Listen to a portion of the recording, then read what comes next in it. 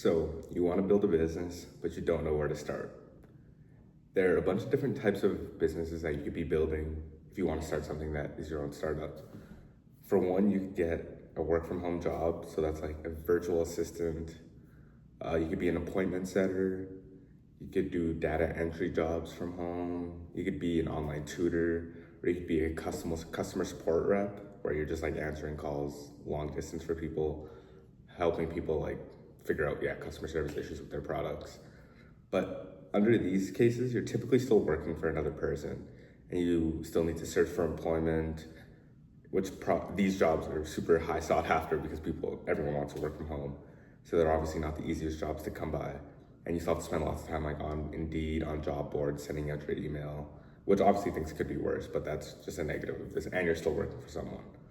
On the other side, you could have like a Shopify store, be an Amazon affiliate, do Etsy, have an Etsy store, or do like a drop shipping account. But all of these also require a decent amount of startup capital, and you need some required storage for carrying physical product, even though like I know with Amazon, you can do things that you never hold any of your product and it just gets like sent away. They hold it, and then whenever there's an order, they ship it away. But also, if that part is taken care of, you probably require a decent amount of startup capital at the same time. So this is what I'm gonna teach. A service business. So a service business is not one that you're trading straight time for money. It's when you're trading a service for money. So let's say it could be like a content agency. So like a real estate content agency where you reach out to realtors and you record house tours and get photos of their properties for them. And you also take care of their social media posting. So you make a couple of reels for them a month. You post it for them, you take care of their SEO, all that. Or you could do brand outreach for a company. So let's say there's someone let's say there are a bunch of little micro influencers. You could all gather them under your wings and then do brand outreach, find them sponsorships.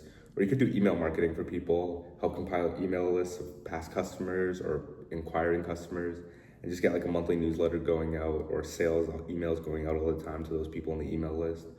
Or you could be an ads agency where you reach out to fully fledged like local businesses, you help them get Facebook ads going, and you actively show them the difference in money that you're bringing in from before they were running ads to after, and how much of it is directly contributed to the ads, and then how much are like hidden positives of ads as well.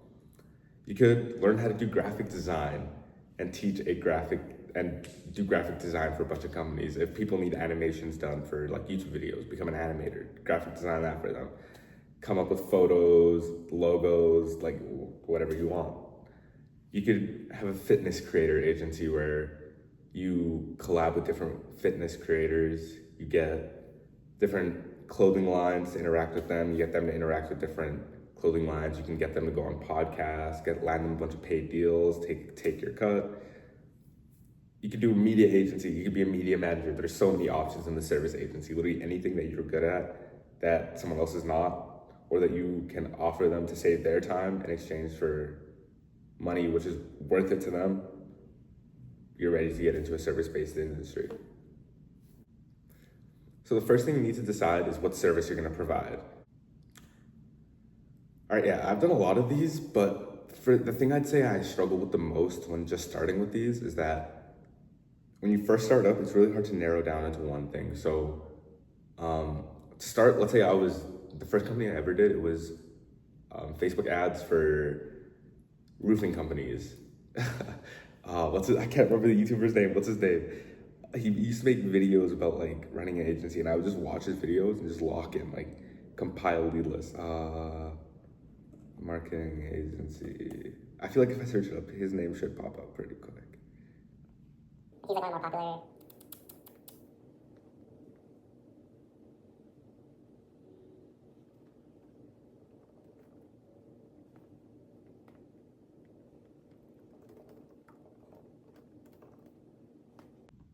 Oh, why can I not? Jordan Platten. Peak. I used to watch his videos and just like go crazy compiling lead lists, doing all that. But yeah, if there's anything I would say, it was hard to narrow down. I'd be talking to like roofing companies, and then one of them would need Facebook ads, but then one of them just wouldn't have an Instagram account, and I'd be like, oh, okay, I can do that for you. I can actually like run your Instagram account for you. And then I talked to another company, and they like struggle to hire well, so then we're helping them hire. We're helping another company grow their Instagram account, and then it's like we came in for Facebook ads, and we have like maybe 2 clients we're doing Facebook ads for, and then 2 clients that we're just doing these totally like off things for money.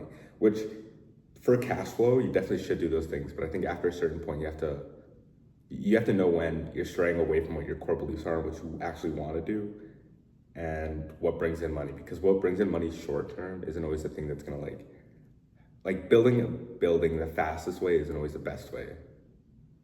Is pretty much what I'm trying to say. So the business I want to recommend is influencer marketing, or some people call it like a creator brokerage. So I was listening to a Modern Wisdom the other day, Chris Williamson, and he was talking about how he has like not no interest, but like he doesn't really care for Pretty Little Liars. But one of the guys on the show like messaged him the one day, and he was like, "Oh, like I love seeing your content. I'm a big fan of your stuff." Like, and then he realized that like every single person doom scrolls, like even like professional athletes, the creators, famous movie stars, the average person, everybody. We all get bored. And before bed, as much as we hate it, we all doom scroll, even for 15 minutes a day. And let's say they're all 10-second reels we're looking at. 15 minutes is a lot of reels you go through. So there's always a positive aspect of working with creators that are seen, even if they're micro creators, because even if 3,000 people see your footage, that's a lot. That's still a lot of people. And let's say it's 3,000 people a day, or even 3 times a week. So that's 9,000 people a week. As from a business perspective, 9,000 impressions a week is very good. And it probably doesn't cost you as much as it would cost going to like some high scale viewers. You could pay like a couple $100 for those same 9,000 views instead of paying like a couple thousand for 100,000. Even though it is a larger audience, it isn't always more. It isn't always more. It doesn't always make as much sense for the money wise, especially if you're a smaller company. Like obviously the Nikes and whatnot are gonna look for bigger people, even though they also do go for micro creators. But a small startup is more likely to grow and weave their way into becoming this big building by starting off like brick by brick. And the first bricks are obviously gonna be a little smaller than the bricks at the top that have to be I guess the other way around. And at the beginning, they're not going to have much capital to start with, so they're going to want to go with the biggest bang for their buck, which is always going to be micro creators.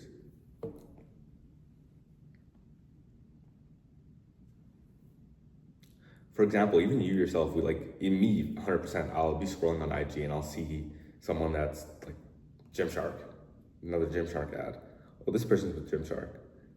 Oh, someone at the gym wore Gymshark. I should probably get a Gymshark. And even if that's not exactly how it goes, it's like a lot more subconscious, and like long stretched out. But that's like kind of how the process works. We see ads about something, and it initiates the interest, and then we continue to see things, and then it kind of like reforms our way of thinking. If that makes sense.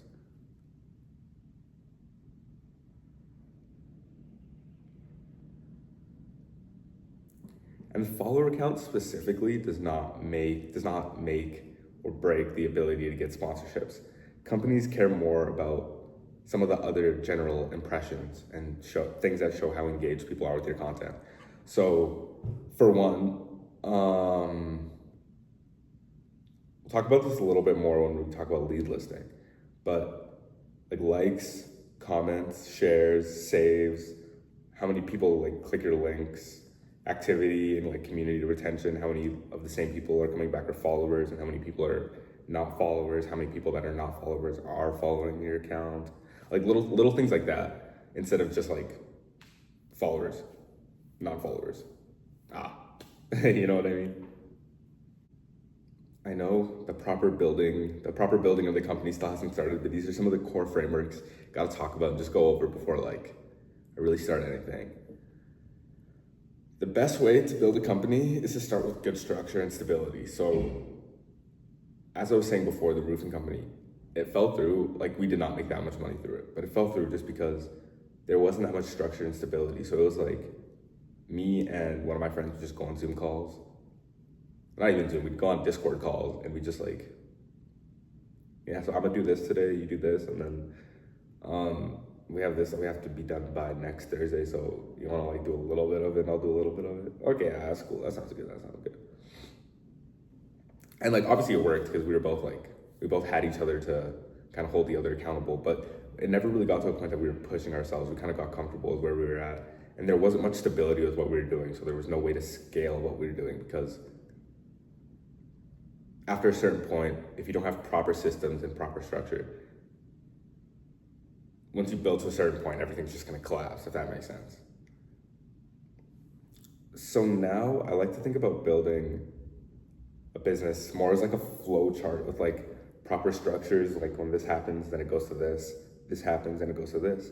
This happens, and then this is the next outcome. And then this is step 1, 2, and 3 of that. And then if that doesn't happen, the other steps are 1, 2, 3.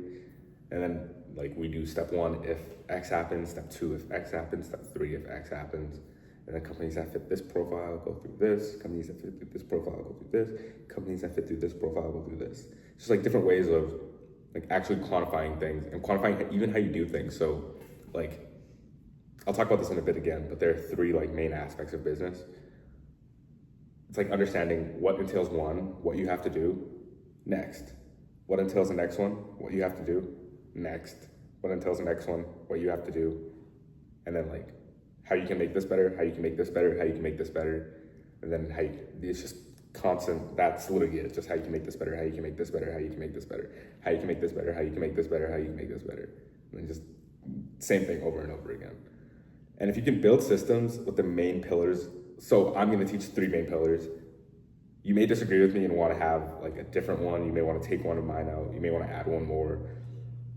As long as you have these pillars and your company maintains knowledge of them and you know what your highest leverage task is, you'll always be good. People kind of get sidetracked with just being busy. And I do this a lot too, where I would just like be doing something, but not the most important task. We know what the single most important task is at this single time. Like there's always one most important task that if we do right now, will drive us forwards the most.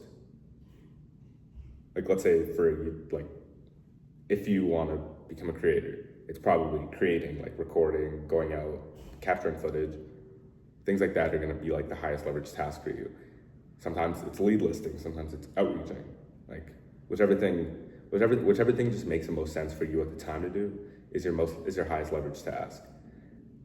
And within growing, especially in the early stages, because you have nothing but time as a resource, the best thing you can do is know what your highest leverage task is and do it.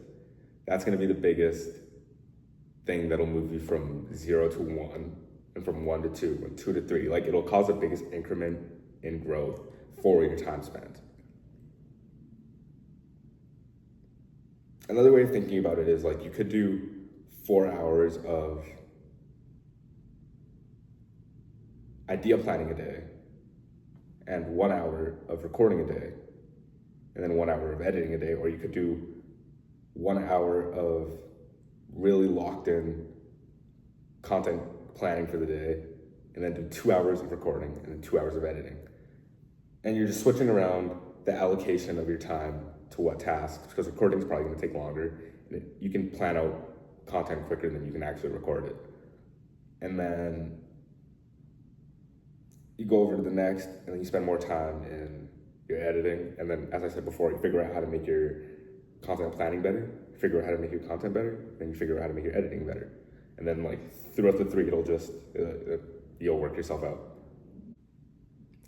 All right, so one of the important things, one of the last logistics of business I wanted to say before we actually get into proper starting the business is that you're not going to be good at much. You're going to have to be aware of, you're going to have to wear a bunch of hats, a bunch of different hats. You're going to have to be doing a bunch of different things, especially if you do not have much startup capital, which I'm assuming is like most of us, in a position that we want to change our lives, but don't really have like much to start with. So you're going to have to be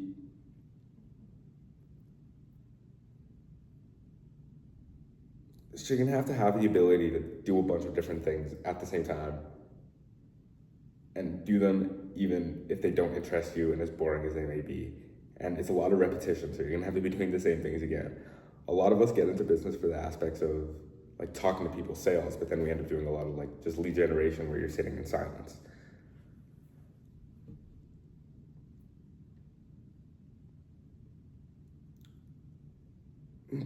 But every single person starts with the hump of not being good enough at what they're doing.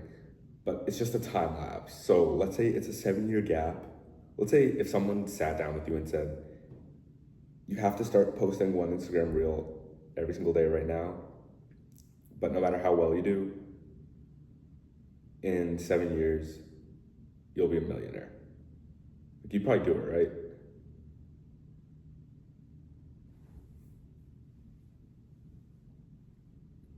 It's the same thing, except in life there are no guarantees. But if you are able to do the same thing, but spend more time refining your craft and getting better and better and better throughout, in the first year, you'll have a $0 skill. And in the 7th year of refining your skill and doing the same thing over and over again, you'll have a $1 million skill. Without a shadow of a doubt, if you do things properly and actually care enough to better yourself throughout the learning process of all this.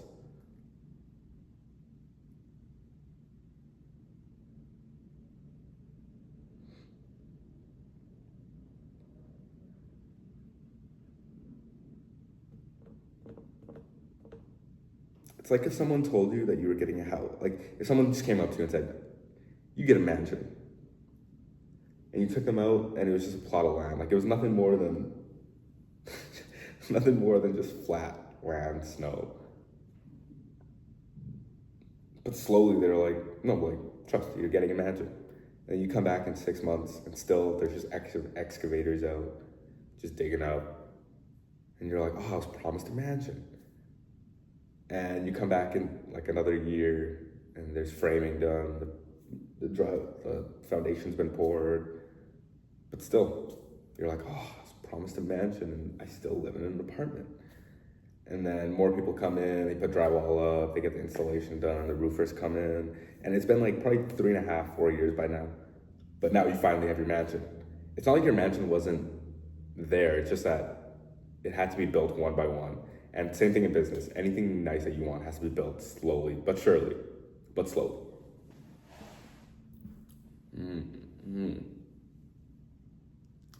Sun is moving crazy right now. So I gotta step up into the sun.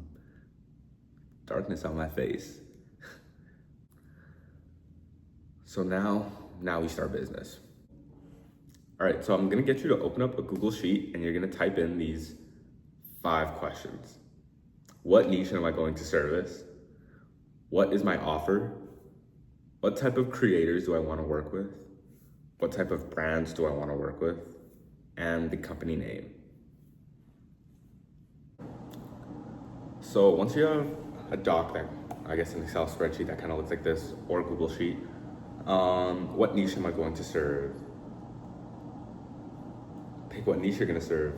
Bunch of niches. You could either go, I'd recommend you go creators, but what kind of creators? You could go fitness creators. There are a lot of lifestyle creators, but I'm gonna stick with, those two, fitness/lifestyle creators. Specific, not much to it. What is my offer? Help them find sponsors and brand deals.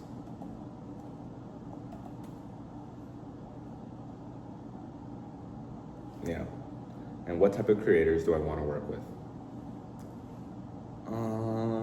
You could go local, so like it doesn't have to stay local, but it'd be ideal.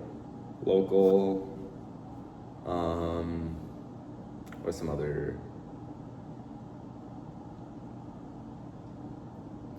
local following size? So between between like 500 to 50,000 followers.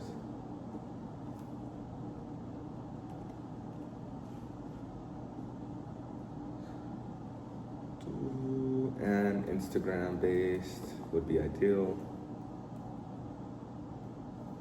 Yeah, that's about all. And what type of brands do I want to work with? So this is more general. So clothing brands, podcasters, it'd be good to get some of these people on, and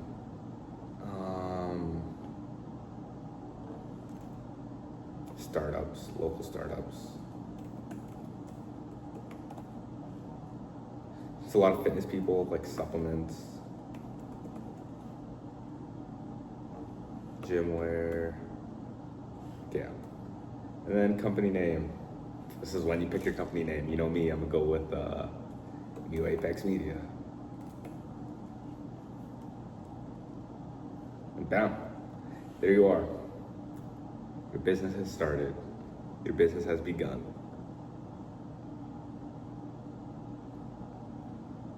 So now, to really like start your business, all you have to do is begin outreach.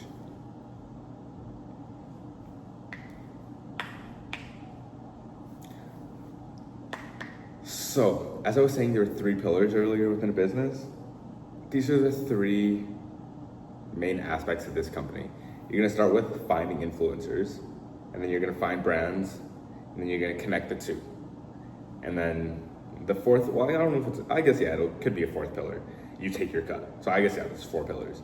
You find influencers, you find brands, you connect them, and then you take your cut of the money. That's all it is. Simple. And then throughout this whole process, we're gonna find influencers, find brands, take your cut, connect them, and then take our cut. And then we're gonna find more efficient ways to find influencers, more efficient ways to find brands, more efficient ways to connect them, and more efficient ways to take our cut of the profit.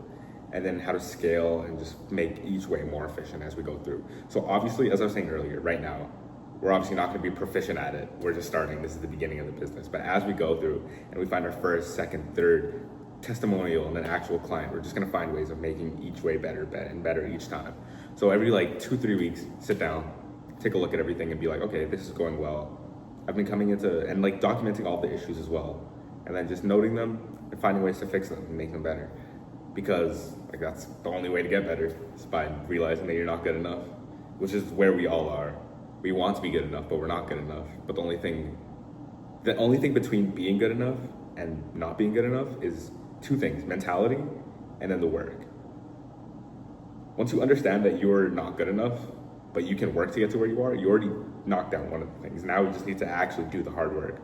And hard work is not something that you can sit and talk about. Mentality is easier to deal with because you can kind of, if you spend enough time and you're competent enough, you can sit there and kind of realize that your mentality is wrong.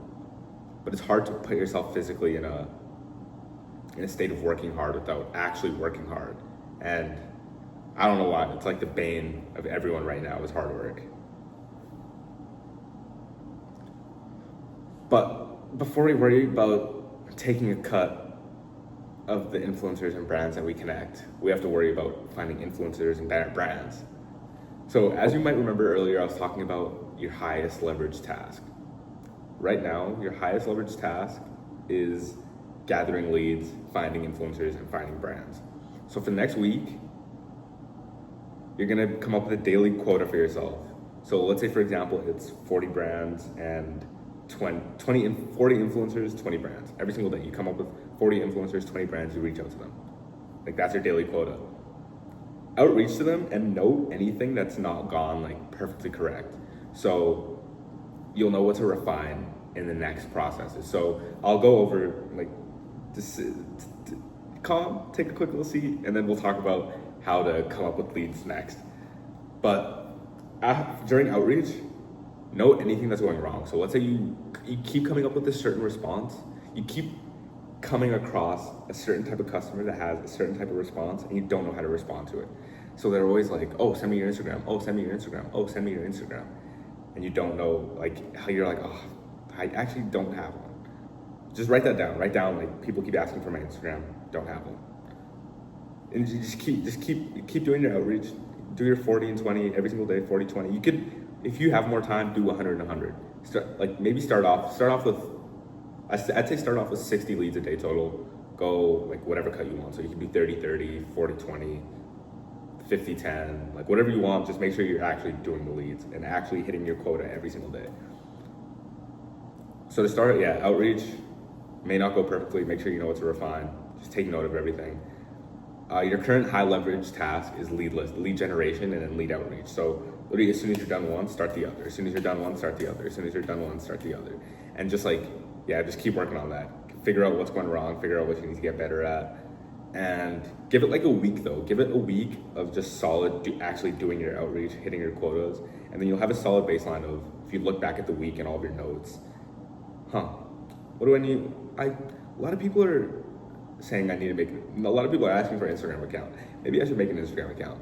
And then but you'd only know after like a week of data, a day of data, or 2 days of data is probably not good enough to like give you your whole baseline of what you need to know.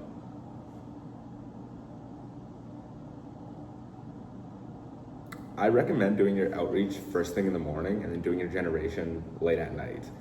We obviously all have our own way. Some people just like to come here, sit in the morning, and just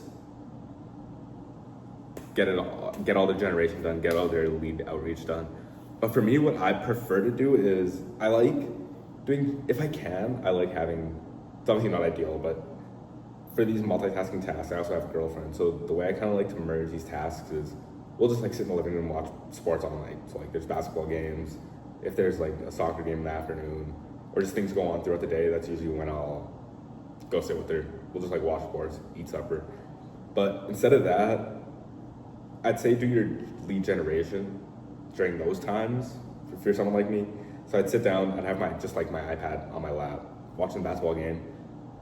So like one basketball game is like 2 hours. You're gonna do 60 leads in 2 hours. And worst case scenario, there's like more basketball games on throughout the night. Just like, or you go in bed, have your iPad out until you go to bed. Just like little things like that. But I whip out my iPad, get my lead generation done at night before I go to bed. And then in the morning, first thing when I wake up, I just start doing my outreach. So I outreach to all the people from the night before. I message them, get my message across, send my emails, send my cold DMs. And then I go to content creation, and then I know that at night, that's when I'm gonna do my lead generation. But for now, all you have to do, if you have more time, don't worry about content yet. Do not worry about making any content yet. Do not worry about making any content yet. Make a lead list and outreach. If you have more time and you can make content, that's great. Don't. Use that time that you are using to make content, making your leads right now. For your first week, just your first week, your first 7 days, just lead outreach, lead generation, lead outreach, lead generation, lead outreach, lead generation. That's it.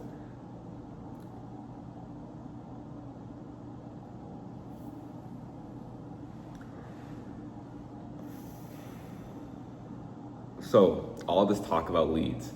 How do you get leads? How do you make leads? How do you find leads? So let's go back to that Excel spreadsheet you were on. Yeah, go back to that Excel spreadsheet you were on, and I want you to make another page. Go, and the first page is gonna be, let's say, influencers. So, influencers.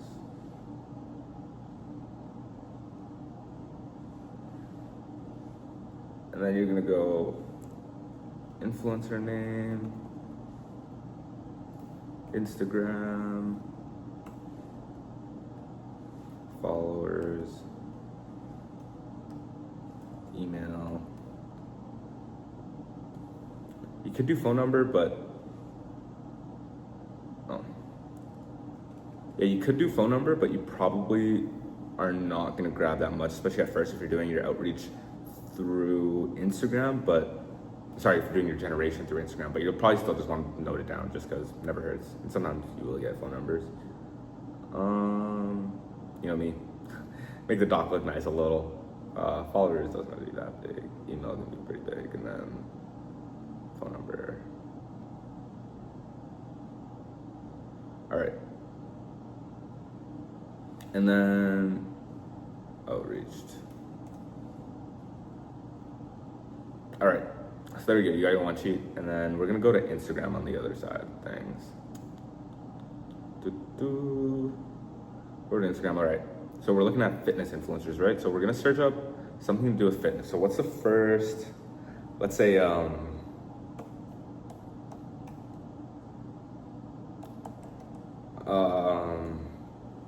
workout.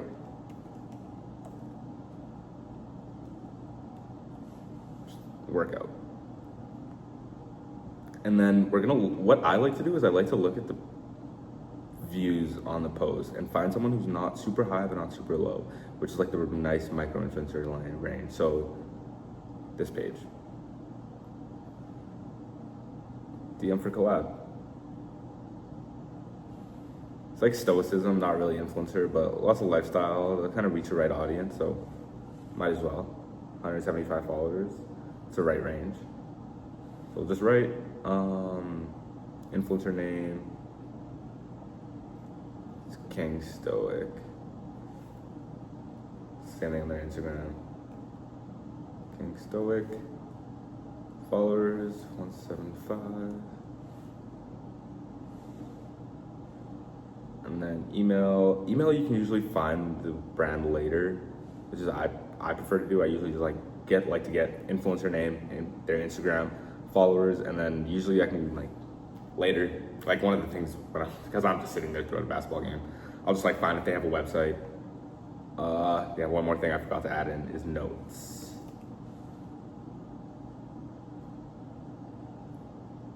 So first I'll come up with this part of it. So I'll just come up with let's say 3 names. So King Stoic is one.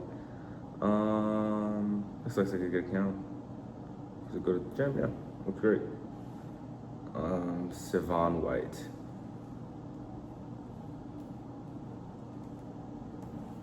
Sivan White. Ski Beep. And he has 2100. And his email is right on his.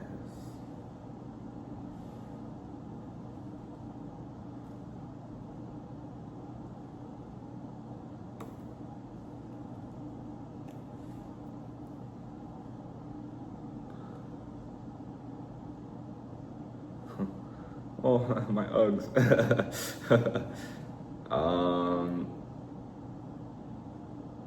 Yeah. So this is honestly a prime account that you want to be looking for. He has a couple super big reels, but for the most part in micro influencer, lots of good engagement. Looks real. What else could you ask for? This is the perfect type of person you're gonna want to be going for. And then let's find one more. 125K. It's a little bit outside of our follower range.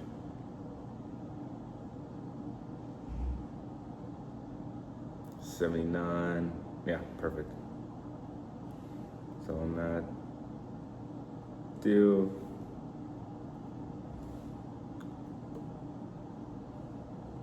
DeFresne. And he has 200K. All right, so I say these 3. So for notes, I like to look through them quick. Just give them a little, his link me is kind of cooked. Founder of What'sly app. Ooh, okay. Nova Men ambassador, Fashion Nova Men. Okay. So I'd put here he's Fashion Nova.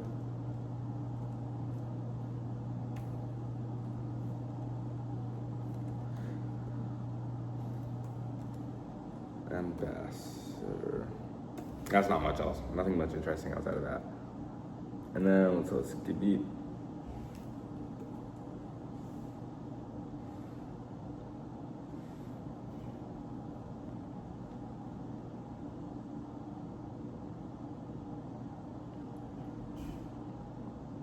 Website. Okay, so one-on-one coaching. He has a website. TikTok, Instagram. We post pretty regularly.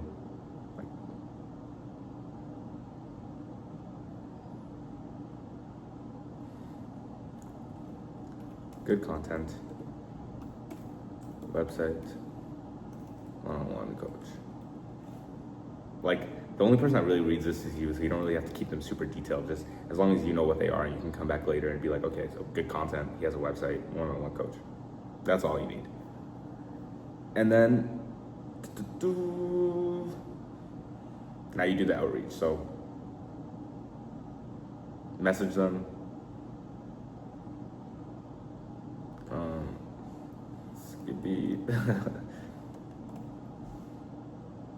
So message, hey, my name is Mo. I work with influencers and connect them with brands for endorsement opportunities. Would you be interested in hearing more? So no need to lie, just send them a message about what you do. Tell them, hey, my name is, I do this. You want to be interested in just hearing a little more? You don't really have to sell them the idea because you have nothing to your name. But just make sure, ask them if they're interested in hearing more, and be willing to interact fast with you. So as soon as they send you a message back, send them a message back. Send them a message back quick. Even if it's a no, just try to prolong the message as long as you can, just so you get a taste of talking to other people in the business industry. And you're gonna hear no a lot. That's what you gotta get comfortable with. And this is usually the process that weeds out the weak. So a lot of people are not gonna wanna do this, or not gonna wanna go through with lead generation, or they're gonna hear a lot of no's and they're gonna be like, damn, this is never gonna work. I feel like that's like one of the not the caveats, it's one of the, like a barrier to entry. It's a barrier to entry to business. It's like, there are so many barrier to entries, but this is the first major one. And it just, cause I guess like everyone wants to be rich, but how many people are actually rich? And I feel like this is one of the things that just like differentiates the people that actually end up becoming rich and the people that say they want to become rich. But for the next 7 days, do outreach. Once you message them, I should pop it back up actually. So all I would say, the reason I like using Google Sheets is for things like outreach. Let's say yes. Well, actually, no, I did not outreach him. Let's say I say yes to him. And then let's say this lead is not a valid lead. Like he just doesn't, the email is invalid. He hasn't posted in 6 years. That account isn't even like being used anymore. I like to use the color red for the whole line, just to show me like invalid, done. If there's a warm lead, I usually like to make the color, so let's say it's someone that I'm talking with or they responded, I like to make it like a washed green. And then if someone has agreed and someone is sold, I make them fully green. Just as like a yes, we did it. But that is all. Go through your lead list, create your leads, compile your leads, get your list long, get your list super long every single day, make more leads, find more leads, outreach. And bam, there you go. Catch you tomorrow. Stay locked in, gang.